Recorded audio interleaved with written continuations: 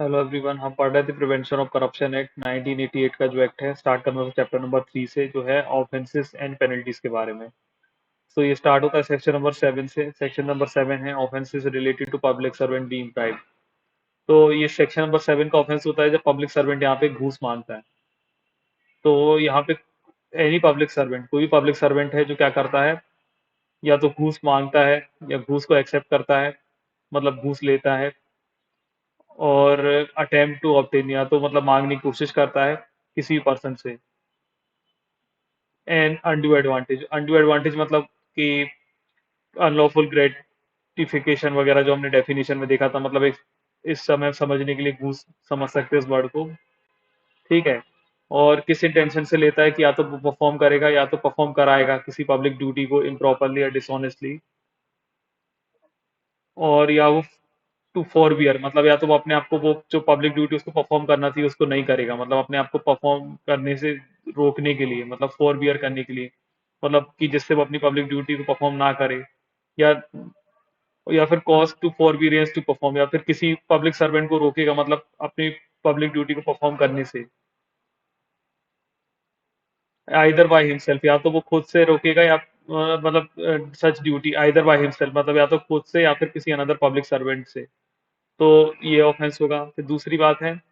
कि वही चीजें करना, ऑब्टेन या फिर अटेम्प्ट करना, या फिर अटेम्प्ट टू ऑब्टेन करना किसी अनड्यू एडवांटेज को, लेकिन इस बार कैसा है कि फ्रॉम एनी पर्सन से वो एज अ रिवॉर्ड ले रहा है। तो बस यहाँ पे एज अ रिवॉर्ड वाला अंतर है। बाकी फिर वही बात है कि उसको इम्प्रॉपर या डिसऑनेस्ट परफॉर्मेंस करने के लिए पब्लिक ड्यूटी को, या फिर फॉरबियरेंस टू परफॉर्म करने के लिए सच ड्यूटी को, मतलब या तो अपनी ड्यूटी को गलत तरीके से परफॉर्म करने के लिए, इम्प्रॉपर तरीके से मतलब, या फिर डिसऑनेस्ट मतलब बेईमानी से परफॉर्म करने के लिए उस ड्यूटी को। या फिर वो फॉरबियर कर रहा है, मतलब अपने आप को रोक रहा है, रोकेगा परफॉर्म करने से, या तो खुद से या फिर किसी अनदर पब्लिक सर्वेंट के द्वारा, तो ये ऑफेंस हो जाएगा। और फिर सी वाला पॉइंट है कि या तो वो परफॉर्म करता है या और इंड्यूस करता है अनदर पब्लिक सर्वेंट को, या तो मतलब खुद परफॉर्म करता है, किसी अदर पब्लिक सर्वेंट को इंड्यूस करता है, मतलब उकसाता है या बहलाता है कि वो परफॉर्म करे अपनी ड्यूटी को इम्प्रॉपरली या डिसऑनेस्टली, जो भी पब्लिक ड्यूटी है। या फिर वो फॉरबियर कर ले परफॉर्मेंस करने से अपनी पब्लिक ड्यूटी को, मतलब अपनी पब्लिक ड्यूटी को परफॉर्म ना करे, मना कर दे पब्लिक ड्यूटी को परफॉर्म करने से, या रोक ले अपने आप को। इन एंटीसिपेशन, इन एंटीसिपेशन मतलब होता है कि या तो इन एंटीसिपेशन हो सकता है या इन कॉन्सिक्वेंसेस हो सकता है। मतलब इन एंटीसिपेशन मतलब क्या होता है कि इन एंटीसिपेशन मतलब पहले उसको ये सब काम करना पड़ेगा, बाद में उसको अनडू एडवांटेज मिलेगा, तो ये इन एंटीसिपेशन हो सकता है। या फिर इन कॉन्सिक्वेंस हो सकता है। इन कॉन्सिक्वेंस मतलब क्या है कि पहले उसको ये चीजें करना पड़ेंगी, मतलब अपनी ड्यूटी वगैरह को उसको इम्प्रॉपरली या डिसऑनेस्टली परफॉर्म करना पड़ेगा, फॉरबियरेंस करना पड़ेगा ड्यूटी को परफॉर्म करने से, और बाद में उसको यहाँ पे ये अनड्यू एडवांटेज देगा, दिया जाएगा। तो यहाँ पे अनड्यू एडवांटेज अगर बाद में दिया जाएगा तो इन कॉन्सिक्वेंस होगा, और अगर पहले से दे दिया है तो एंटीसिपेशन होगा of accepting an undue advantage from any person. तो किसी पर्सन से अगर वो अनड्यू एडवांटेज वगैरह एक्सेप्ट करता है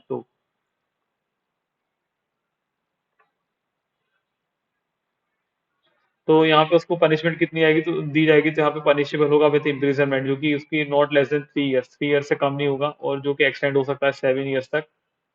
and shall also be liable to fine, and साथ ही साथ मतलब फाइन भी लगेगा। अब एक्सप्लेनेशन वन बताता है कि for the purpose of this section, इस सेक्शन के लिए यहाँ पे जो भी ऑब्टेनिंग, एक्सट्रैक्टिंग और अटेम्प्टिंग टू ऑब्टेन कर रहा है अनड्यू एडवांटेज को, वो यहाँ पे इटसेल्फ ही एक ऑफेंस हो जाएगा।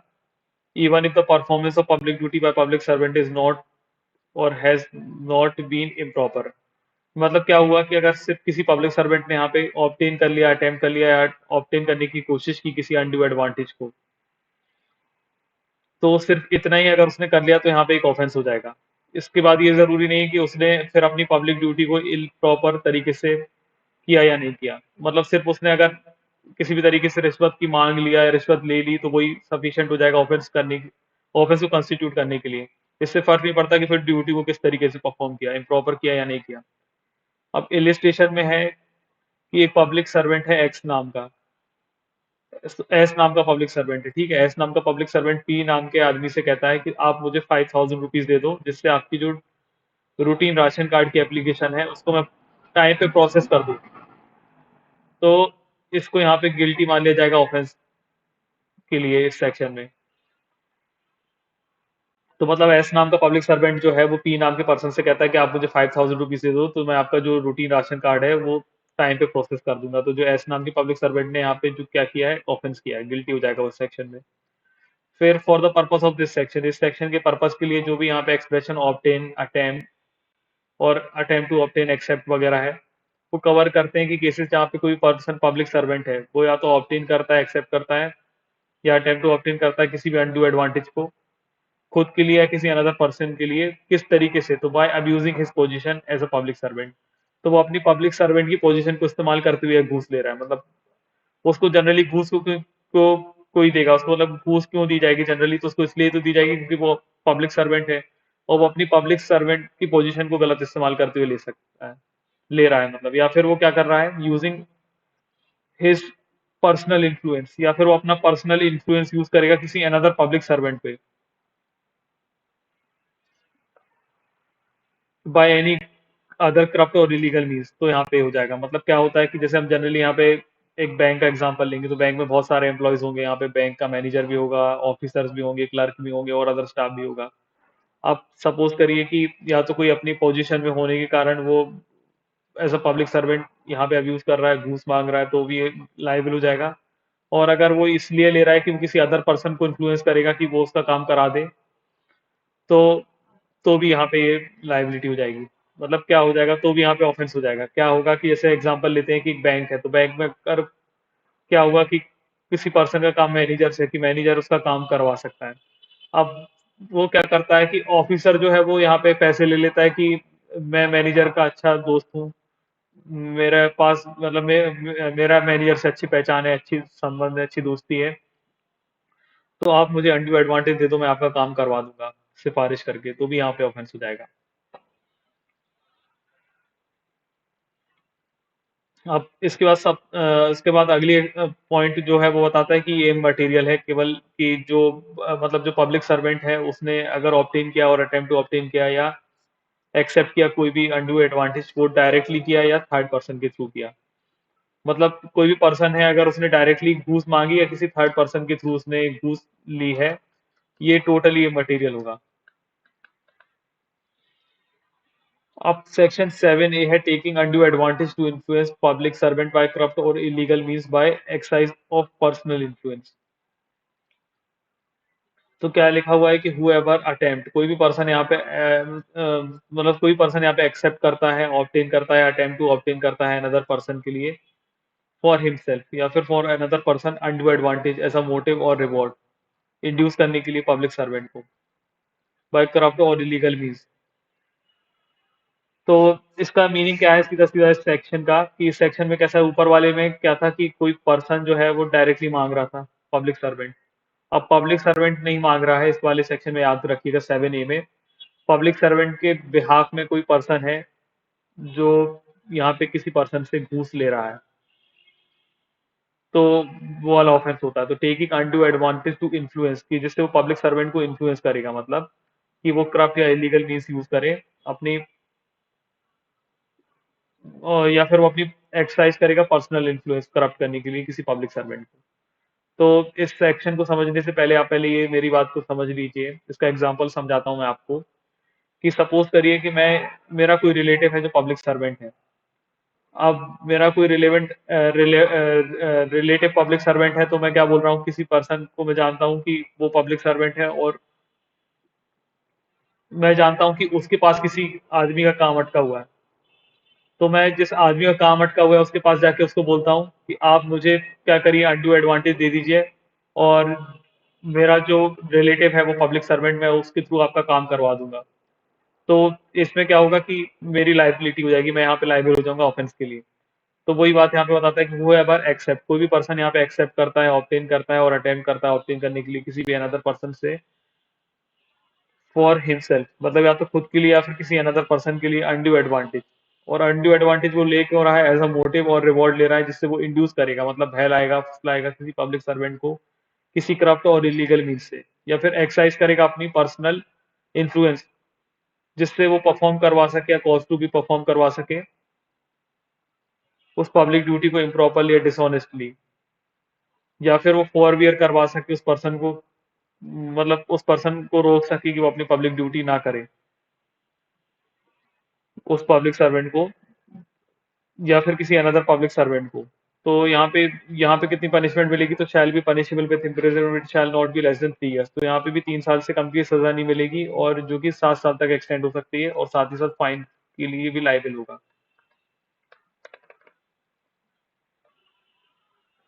तो वहां पे वही पनिशमेंट थी दोनों सेक्शनों में। अब सेक्शन नंबर 8 देख लेते हैं। यहाँ पे सेक्शन नंबर 8 है offences related to bribing of public servant.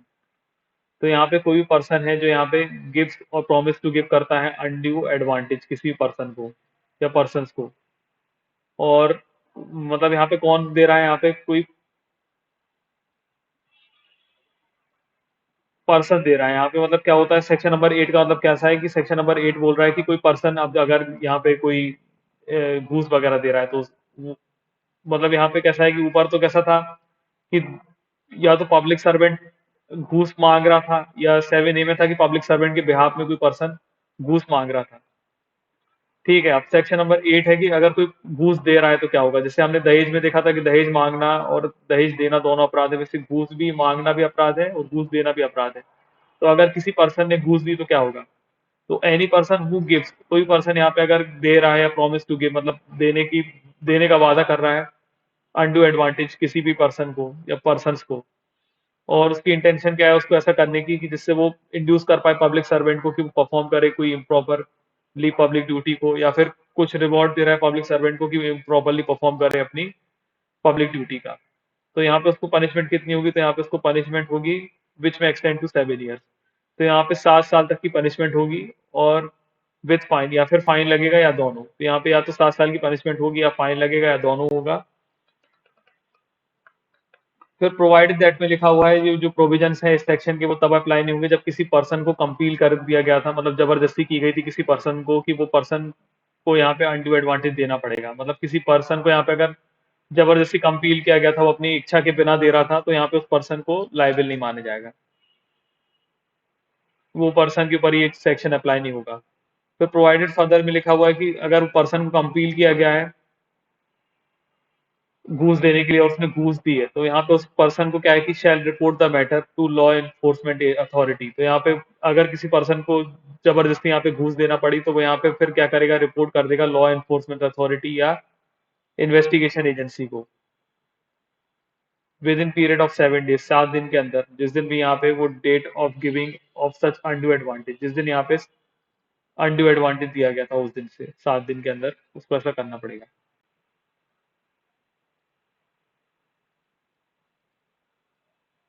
मतलब 7 दिन के अंदर उसको यहाँ पे क्या करना पड़ेगा, रिपोर्ट करना पड़ेगा कि मैंने घूस दी थी। कि दोनों में से किसी को बता सकता है, तो लॉ एनफोर्समेंट एजेंसी को बता सकता है या इन्वेस्टिगेशन एजेंसी को। फिर प्रोवाइड दैट में लिखा है कि अगर कोई ऐसा ऑफेंस जो है जो घूस देने का वो अगर कमिट किया गया है किसी कमर्शियल ऑर्गेनाइजेशन के द्वारा, तो कमर्शियल ऑर्गेनाइजेशन को यहाँ पे सिर्फ पनिशेबल विद फाइन कर सकते हैं, क्योंकि यहाँ पे मतलब पनिशेबल विद फाइन किया जाएगा क्योंकि कमर्शियल ऑर्गेनाइजेशन। अब ऑर्गेनाइजेशन तो यहाँ पे कोई पर्सन है नहीं, मतलब वो तो यहाँ पे ग्रुप ऑफ पर्सन की एक ऑर्गेनाइजेशन है। तो कमर्शियल ऑर्गेनाइजेशन ने अगर यहाँ पे किसी को घूस दिया तो क्या होगा, तो यहाँ पे वो सिर्फ पनिशेबल विद फाइन होगी। अब इसका एग्जाम्पल देख लेते हैं। तो इसका एग्जाम्पल है कि पी जो है एक पब्लिक सर्वेंट, मतलब पी जो है वो एक पब्लिक सर्वेंट जो एस नाम का है, मतलब पी नाम का एक आदमी है, मतलब सबसे पहले एक याद रखिए पी नाम का आदमी है, वो एस नाम के पब्लिक सर्वेंट को 10,000 रुपए देता है कि जो भी लाइसेंस है वो केवल उसको दिया जाए, that he is granted a licence over all other bidders. मतलब बाकी जो लोग बोली लगा रहे हैं उनको यहाँ पे वो लाइसेंस नहीं दिया जाए, सिर्फ मुझे वो लाइसेंस दिया जाए। मतलब पी नाम का एक पर्सन है, वो यहाँ पे एस नाम के पब्लिक सर्वेंट को 10,000 रुपए देता है और बोलता है कि जो लाइसेंस है वो सिर्फ मुझे दिया जाए, बाकी किसी बिडर को मत देना। तो जो पी होगा, पी नाम का मतलब जो यहाँ पे पर्सन था जो यहाँ पे क्या कर रहा था, अनडू एडवांटेज दे रहा था, मतलब ये जो 10,000 रुपए दे रहा था वो यहाँ पे गिल्टी होगा इस ऑफेंस के लिए। ठीक है। फिर ये मटेरियल होगा कि जो भी पर्सन है जिसने यहाँ पे अनडू एडवांटेज दिया है और या फिर देने का वादा किया है, वो सेम पर्सन है जिसको यहाँ पे वो परफॉर्म करना है या परफॉर्म किया जाना है, जिसके द्वारा वो पब्लिक ड्यूटी को, ये मतलब इमटेरियल है। मतलब इससे फर्क नहीं पड़ता कि जिस पर्सन के द्वारा यहाँ पे घूस वगैरह दी जा रही है, मतलब नहीं, मतलब जिस पर्सन को घूस दी गई है वो पर्सन वही है कि जिसको यहाँ पे वो पब्लिक ड्यूटी को परफॉर्म वगैरह करना था, या कोई अदर पर्सन है। और इसके साथ साथ ये भी इमटेरियल होगा, मतलब इससे भी कुछ फर्क नहीं पड़ेगा कि अनड्यू एडवांटेज जो है गिवन और प्रॉमिस टू बी गिवन है, वो या तो डायरेक्टली दिया गया है या थ्रू थर्ड पार्टी दिया गया। मतलब जो यहाँ पे अनड्यू एडवांटेज दिया गया है या प्रॉमिस किया गया है देने का, वो या तो डायरेक्टली दिया गया है, थर्ड पार्टी के द्वारा किया गया दिया गया है, ये भी फर्क नहीं पड़ेगा। फिर लिखा हुआ है नथिंग इन सबसेक्शन वन। अब सबसेक्शन वन में जो भी है वो यहाँ पे तब अप्लाई नहीं होगा किसी भी पर्सन के ऊपर, if that person after informing law enforcement agency. मतलब कि यहाँ पे क्या है कि कोई भी पर्सन यहाँ पे अगर लॉ एनफोर्समेंट एजेंसी को या फिर इन्वेस्टिगेशन एजेंसी, मतलब लॉ एनफोर्समेंट अथॉरिटी या इन्वेस्टिगेशन एजेंसी को इन्फॉर्म करने के बाद यहाँ पे ये चीजें दे रहा है, मतलब या तो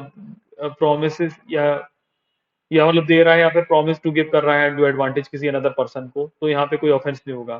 क्योंकि वो ऐसा क्यों कर रहा है, वो तो फिर इन ऑर्डर टू असिस्ट कर रहा है। मतलब ये कानून की सहायता कर रहा है एक तरीके से, इन्वेस्टिगेशन वगैरह एजेंसीज की सहायता कर रहा है कि उस पर्सन को पकड़ा जाए जो पर्सन यहाँ पे अनडू एडवांटेज ले रहा था। तो मतलब नथिंग इन सबसेक्शन वन, यहाँ पे जो भी सबसेक्शन वन में लिखा हुआ है उस पर्सन के ऊपर अप्लाई नहीं होगा, जो पर्सन यहाँ पे इन्फॉर्म करने के बाद लॉ इन्फोर्समेंट अथॉरिटी या इन्वेस्टिगेशन एजेंसी को, उसके बाद यहाँ पे या तो घूस दे रहा है या घूस देने का वादा कर रहा है किसी भी पर्सन को। तो इस तरीके से वो क्या कर रहा है, लॉ इन्फोर्समेंट एजेंसी और इन्वेस्टिगेशन एजेंसी की यहाँ पे इन्वेस्टिगेशन में असिस्ट कर रहा है। जो भी एलिस्ट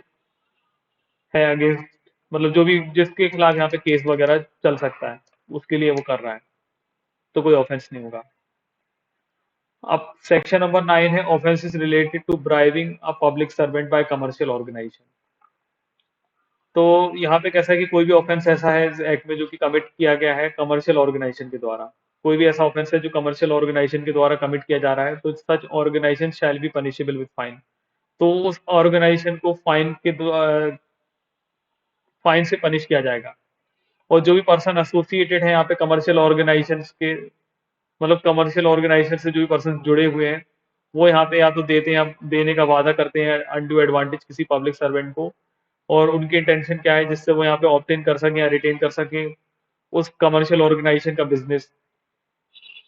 या फिर वो ऑब्टेन कर सके रिटेन कर सके कोई एडवांटेज कंडक्ट ऑफ बिजनेस के लिए उस कमर्शियल ऑर्गेनाइजेशन का। तो लेकिन यहाँ पे क्या होगा कि that it shall be the defence for the commercial organisation. लेकिन कमर्शियल ऑर्गेनाइजेशन यहाँ पे डिफेंस लेके प्रूव कर सकती है, ये उनके लिए ओपन होगा प्रूव करने के लिए कि that it is the place adequate procedure, कि उन्होंने यहाँ पे एडिक्वेट प्रोसीजर्स को फॉलो किया कंप्लाइज करने के लिए, जो डायरेक्शन उन्होंने यहाँ पे प्रिस्क्राइब्ड है, और उन्होंने यहाँ पे प्रिवेंट करने की कोशिश की जो भी पर्सन एसोसिएटेड है उनसे, कि इस कंडक्ट में, इस अंडरटेकिंग कंडक्ट को, मतलब यहाँ पे अगर वो डिफेंस ये ले सकते हैं कि हाँ ये जो हमने किया था, हमने एजुकेट प्रोसीजर्स को कंप्लाई करने की कोशिश की थी, जो भी गाइडलाइंस वगैरह इस बिहाफ में बनाई गई हैं, और हमने यहाँ पे पर्सन जो भी हमसे एसोसिएटेड है उनको हमने यहाँ पे प्रिवेंट किया था ये सब कंडक्ट करने से। फिर लिखा है for the purpose of this section a person is said to give or promise to give undue advantage. तो यहाँ पे उस पर्सन को तब मान लिया जाएगा कि उसने दिया है, अब देने का वादा किया अनडू एडवांटेज को, अगर उस पर्सन ने एटलीस्ट कमिटेड ऑफेंस जो भी अंडर सेक्शन 8 में है। हाँ, तो मतलब यहाँ पे सिर्फ इतनी सी बात ये वाला सेक्शन बता रहा है कि यहाँ पे सारे पर्सन को माना जाएगा इस सेक्शन के लिए, जो भी पर्सन ने यहाँ पे दिया है या देने का वादा किया है कोई अनड्यू एडवांटेज किसी पब्लिक सर्वेंट को, अगर उनके अगेंस्ट कोई भी एलिगेशन है जो उन्होंने यहाँ पे ऑफेंस अंडर सेक्शन 8 में किया है। अब इससे फर्क नहीं पड़ता कि उनको यहाँ पे प्रोसिक्यूटेड किया जा रहा है उस ऑफेंस के लिए या नहीं। मतलब इससे ये जरूरी नहीं है कि उस ऑफेंस के लिए यहाँ पे उनको उनके ऊपर ट्रायल चलाया जा रहा है, उनको प्रोसिक्यूट किया जा रहा है कि नहीं किया जा रहा है। अगर उन्होंने यहाँ पे सिर्फ किसी भी तरीके से दिया है या देने का प्रॉमिस कर दिया है अनडू एडवांटेज को, तो वो यहाँ पे सेक्शन 8 में लायबल हो जाएंगे।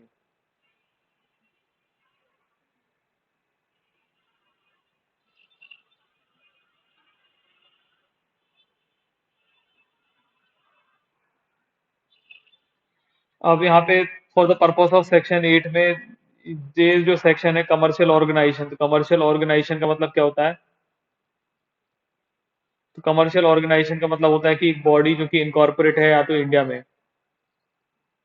मतलब एक बॉडी जो है इनकॉर्पोरेट हुई है इंडिया में और जो कैरी ऑन करती है बिजनेस में, बिजनेस जो या तो इंडिया में या इंडिया के बाहर, मतलब एक ऐसी बॉडी जो इनकॉर्पोरेट हुई है इंडिया में और अपना बिजनेस या तो इंडिया में या इंडिया के बाहर करती है।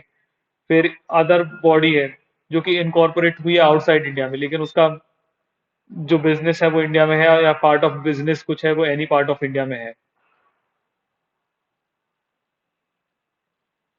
या फिर कोई पार्टनरशिप फर्म है या फिर कोई एसोसिएशन ऑफ पर्सन है जो कि फॉर्म हुई है इंडिया में और वो कैरी ऑन करती है बिजनेस या तो इंडिया में या इंडिया के बाहर, तो वो यहाँ पे हो जाएंगी कमर्शियल ऑर्गेनाइजेशन। और इसके अलावा एक लास्ट है कि एनी अदर पार्टनरशिप और ऑर्गेनाइज या फिर कोई अदर पार्टनरशिप और एसोसिएशन जो है पर्सन्स की जो कि आउटसाइड इंडिया फॉर्म हुई है लेकिन जिनका बिजनेस या पार्ट ऑफ बिजनेस किसी पार्ट ऑफ इंडिया में है, तो वो यहाँ पे इसके अंदर आ जाएगी कमर्शियल ऑर्गेनाइजेशन के अंदर। अब बिजनेस का मतलब होता है कि इसमें बिजनेस का मतलब होता है कि किसी भी तरीके का ट्रेड और प्रोफेशन जो कि सर्विस वगैरह प्रोवाइड करता है, तो वो यहाँ पे इसकी डेफिनेशन में आ जाता है। फिर a person is said to associated with the commercial organisation, अब किसी पर्सन को हम एसोसिएटेड मानेंगे कमर्शियल ऑर्गेनाइजेशन के साथ अगर जो पर्सन है वो परफॉर्म करता है services on behalf of commercial organisation, अगर वो पर्सन कमर्शियल ऑर्गेनाइजेशन की बिहाफ में सर्विसेज परफॉर्म करता है। इससे फर्क नहीं पड़ेगा कि उसी ने यहाँ पे प्रॉमिस टू गिव या गिव किया है यहाँ पे अनडू एडवांटेज, जो कि ऑफेंस होता है सब सेक्शन 1 में। अब इसके अंदर के एक्सप्लेनेशन देखते हैं, तो एक्सप्लेनेशन 1 में बताता है कि the capacity in which the person perform the service for or on behalf of commercial organisation shall not matter, तो यहाँ पे कुछ भी ये मैटर नहीं करता कि वो कौन तरीके से किस कैपेसिटी में यहाँ पे काम करता था कमर्शियल ऑर्गेनाइजेशन के लिए। ये फर्क नहीं पड़ेगा कि मतलब वो पर्सन उस कमर्शियल ऑर्गेनाइजेशन का एम्प्लॉय है, एजेंट है या सब्सिडरी है किसी कमर्शियल ऑर्गेनाइजेशन का। और फिर एक्सप्लेनेशन 2 है कि वेदर और not the person is who is performing services for on behalf of commercial organisation is to be determined by the relevant to all relevant circumstances। तो अगर कोई पर्सन है यहाँ पे वो जब भी कभी देखा जाएगा कि वो यहाँ पे किसी कमर्शियल ऑर्गेनाइजेशन के बिहाफ में काम करता है या नहीं करता, तो ये डिटरमाइन किया जाएगा रेफरेंस टू ऑल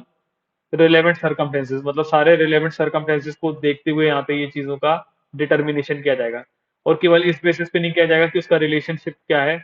उन पर्सन या कमर्शियल ऑर्गेनाइजेशन के साथ, मतलब देखना है तो उसका और ओवर देखा जाएगा, ऑल रिलेवेंट सर्कमटेंसेस देखा जाएगा, केवल रिलेशनशिप नहीं देखा जाएगा। और फिर उसके बाद एक्सप्लेनेशन नंबर 3 है कि अगर कोई पर्सन एम्प्लॉय है किसी कमर्शियल ऑर्गेनाइजेशन का, तो जब तक कि कॉन्ट्ररी प्रूव नहीं कर दिया जाता तब तक ये प्रिज्यूम तब तक ये the person who perform services on on behalf of commercial organisation, तो जब भी कोई पर्सन यहाँ पे अगर एम्प्लॉय है किसी कमर्शियल ऑर्गेनाइजेशन का, तो ये प्रिज्यूम कर लिया जाएगा जब तक कि वो कॉन्ट्ररी प्रूव नहीं कर दिया जाता कि जो पर्सन है वो परफॉर्म करता है services on behalf of commercial organisation, मतलब कमर्शियल ऑर्गेनाइजेशन के बिहाफ में कोई सर्विस परफॉर्म करता है, ऐसा हमेशा मान के चला जाएगा अगर कोई पर्सन किसी कमर्शियल ऑर्गेनाइजेशन का एम्प्लॉय है, जब तक कि वो कॉन्ट्ररी प्रूव नहीं कर देता। अब लिखा है nothing content in CrPC not withstanding anything content in CrPC, CrPC में किसी बात की होती है, मतलब फर्क नहीं पड़ता सीआरपीसी में क्या है लिखा हुआ है, जो भी ऑफेंस होंगी सेक्शन 7A की, सेक्शन 8 की और इस सेक्शन की मतलब सेक्शन 9 की, मतलब 7A 8 और 9 सेक्शन की जो भी ऑफेंसेस है वो यहाँ पे क्या होंगी, कॉग्निजेबल होंगी। अब सेंट्रल गवर्नमेंट जो है वो यहाँ पे कंसल्टेशन करके कंसर्न स्टेक होल्डर के साथ इंक्लूडिंग जो भी डिपार्टमेंट है वो यहाँ पे ऑफेंस को प्रिवेंट करने के लिए जो भी पर्सन एसोसिएटेड है किसी भी कमर्शियल ऑर्गेनाइजेशन से, उनको यहाँ पे रोकने के लिए कि वो किसी को भी घूस ना दे या किसी पब्लिक सर्वेंट को प्रिस्क्राइब करेंगे कुछ गाइडलाइंस जो कि उनको नेसेसरी लगता है, which can be put in the place for compliance by such organisation. तो यहाँ पे मतलब सेंट्रल गवर्नमेंट जो है वो स्टेक होल्डर के साथ यहाँ पे डिपार्टमेंट्स वगैरह के साथ मिलकर यहाँ पे किसी पर्सन को रोकने के लिए जो किसी कमर्शियल ऑर्गेनाइजेशन से कनेक्टेड है कि किसी पब्लिक सर्वेंट को घूस वगैरह ना दे, इसके लिए वो नेसेसरी गाइडलाइंस वगैरह देगी और उनको यहाँ पे प्लेस करना पड़ेगा कंप्लायंस पे उन ऑर्गेनाइजेशंस के द्वारा। अब सेक्शन नंबर 10 है of person in charge of commercial organisation to be guilty of offence. तो कोई भी पर्सन जो है यहाँ पे where an offence under 9 is committed, कोई भी ऑफेंस जो है सेक्शन 9 की कमिट की गई किसी कमर्शियल ऑर्गेनाइजेशन के टाइम द्वारा, तो यहाँ पे जो भी person the offence is prove in the court to have been committed with the consent and connivance of director, manager, secretary, or other officer shall deem shall be एक minute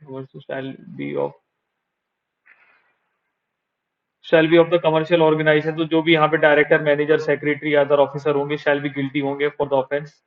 and shall be liable to be proceeded against and shall be liable to be punishable with imprisonment for a term which is not less than 3 years but which may extend to 7 years and shall also be liable to fine। तो simple सी बात है, ऐसे हम हमेशा पढ़ते आए हैं, हमने ये वाला इस तरीके का सेक्शन हर बार डील किया हुआ है कि जब भी हम देख रहे हैं कि यहाँ पे कोई भी ऑफेंस जो है वो अगर सेक्शन 9 की हुई है, मतलब कमर्शियल ऑर्गेनाइजेशन के द्वारा कोई ऑफेंस की गई है और ये कोर्ट में प्रूव हो जाए कि जो ऑफेंस है वो किसी के कंसेंट और कनाइवेंस के द्वारा हुई थी, मतलब किसी की सहमति से हुई थी, जो भी डायरेक्टर मैनेजर सेक्रेटरी और ऑफिसर थे कंपनी या मतलब कमर्शियल ऑर्गेनाइजेशन के, तो जो डायरेक्टर मैनेजर और सेक्रेटरी या अदर ऑफिसर होंगे उनको यहाँ पे गिल्टी मान लिया जाएगा उस ऑफेंस के लिए और उनको यहाँ पे प्रोसीड किया जाएगा उनके अगेंस्ट और उनको फिर पनिशमेंट दी जा सकती है जो कि नॉट लेस देन 3 इयर्स, 3 साल से कम की नहीं होगी और 7 साल तक एक्सटेंड हो सकेगी and shall also be liable to fine, और फाइन भी उनको लगेगा। फिर for the purpose of this section director का मतलब होता है, अगर किसी फर्म की बात करें तो पार्टनर ऑफ फर्म, तो पार्टनर ऑफ फर्म को यहाँ पे डायरेक्टर मान लेंगे अगर डायरेक्टर की बात करें तो। अब सेक्शन नंबर 11 है public servant obtaining undue advantage without consideration for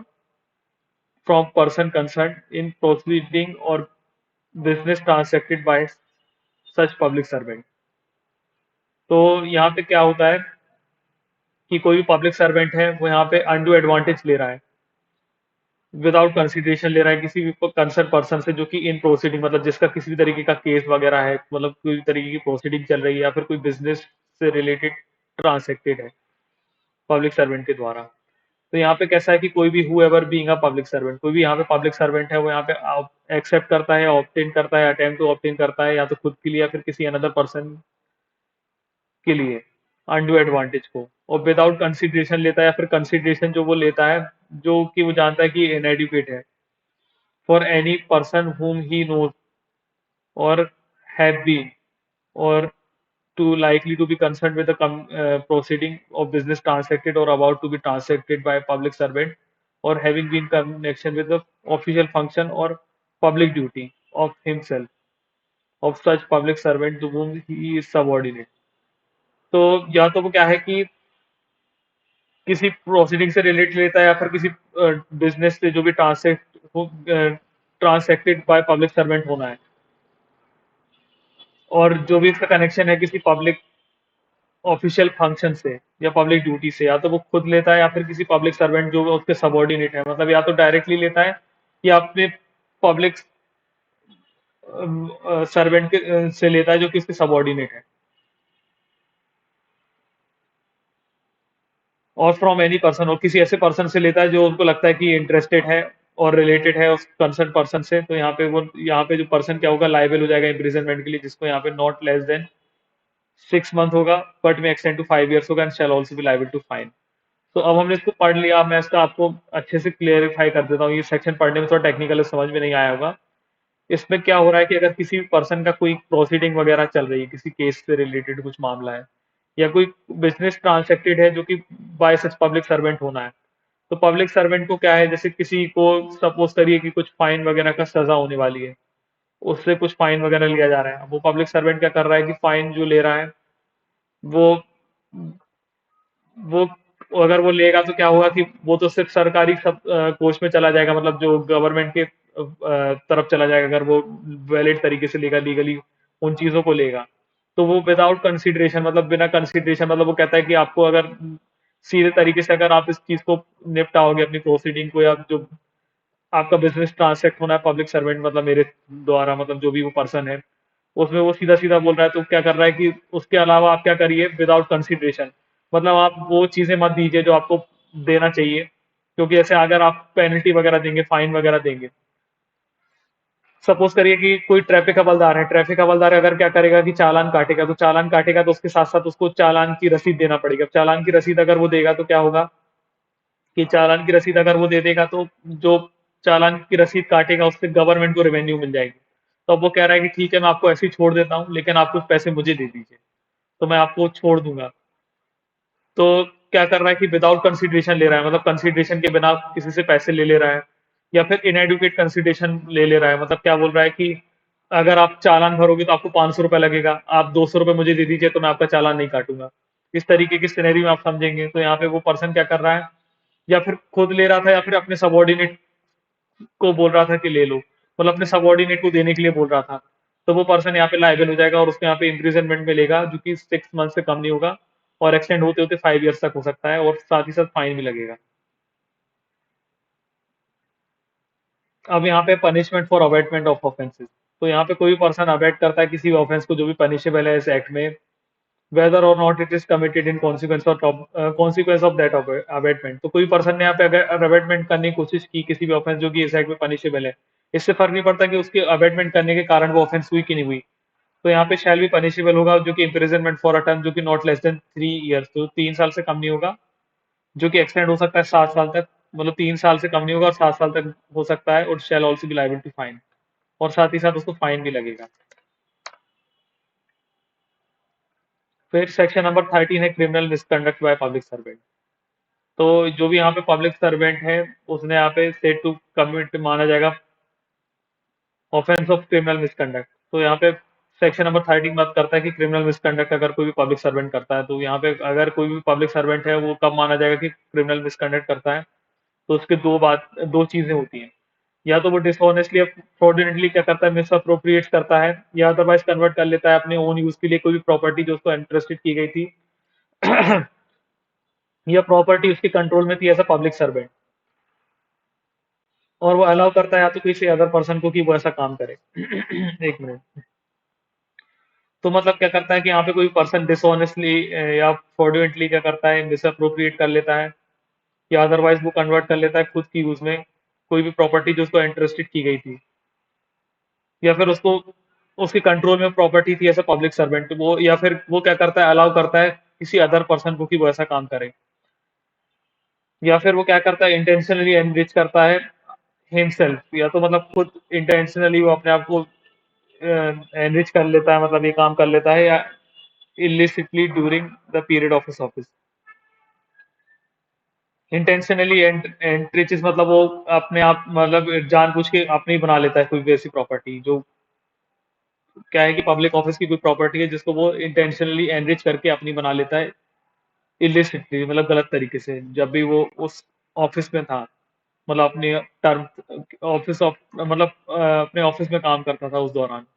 ऐसा समझ सकते हैं। फिर एक्सप्लेनेशन वन में लिखा है person shall presume to have intentionally enriched himself illicitly if he or any person in his behalf or in possession of or has at the time during the period of his office has been in possession of pecuniary resources or property just appropriate to the non resources of income which the public servant cannot satisfactorily account for। तो क्या है, simple सी बात है कि ये कब माना जाएगा कि उस पर्सन ने यहाँ पे इंटेंशनली एनरिच कर लिया अपने आप को इलिसिटली। तो ये कब माना जाएगा कि ये तब माना जाएगा कि जब भी उसके पोजीशन में कोई प्रॉपर्टी है,